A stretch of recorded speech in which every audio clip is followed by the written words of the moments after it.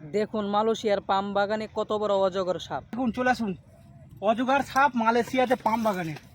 হ্যাঁ, আরে অজগর সাপকে কীভাবে চড় মারবো, ঠিক আছে? দেখুন দেখুন কত বড় অজগর সাপ। দেখুন, আপনারা হয়তো মনে করতে পারেন যে যে ভাই ভয় লাগছে না, কারণ পাম বাগানে কাজ করে করে এমন হয়ে গেছে, এত পাশে, ঠিক আছে, এত কাছে দেখতেই পাচ্ছেন।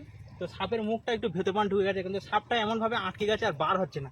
তো দেখতেই পাচ্ছি কত বড় অজগর সাপ। তো আমি চাইলেও আমি গায়ে হাত দিতে পারবো, কিন্তু হাত দেবো না, কারণ হাত দিলে হয়তো কি বিষাক্ত আছে হয়তো জানি না। কারণ অজগর সাপ কিন্তু ভাই কামড়ে দিলে মাংস তুলে নেয়।